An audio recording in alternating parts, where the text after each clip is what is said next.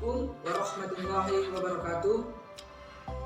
Kami dari kelompok 1 yang ingin mempresentasikan bidang pendidikan yang berhubungan dengan ekonomi.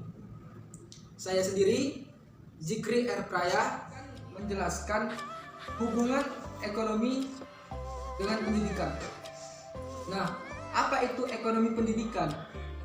Ekonomi pendidikan adalah ilmu yang mempelajari bagaimana manusia untuk memilih memakai uang atau tidak dalam memanfaatkan sumber daya produktif yang langka guna menghasilkan berbagai macam pelatihan dan pengetahuan, keterampilan, daya pikir, karakter, dan lain-lain, dan mendistribusikannya sekarang atau kemudian hari dalam jenis orang atau kelompok masyarakat.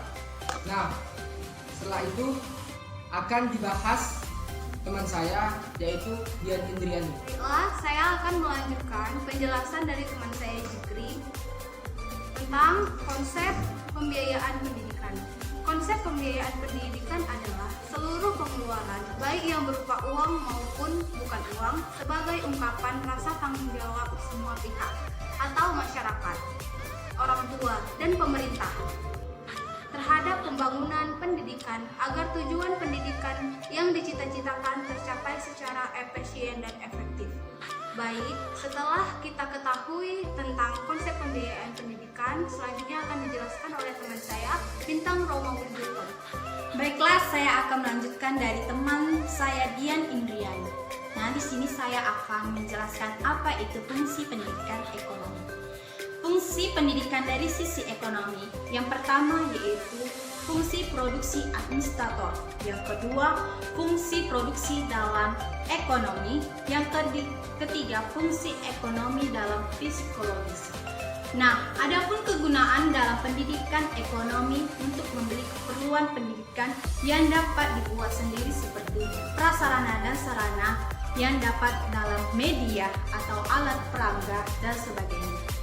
Baiklah, selanjutnya akan dibacakan oleh teman saya Angel Pitaloka Tarigan. Saya akan melanjutkan penjelasan dari teman saya Bintang. Pendidikan dan ekonomi memiliki hubungan resiprokal, di mana semakin tinggi derajat pendidikan seseorang, maka semakin tinggi pula derajat kehidupan ekonominya.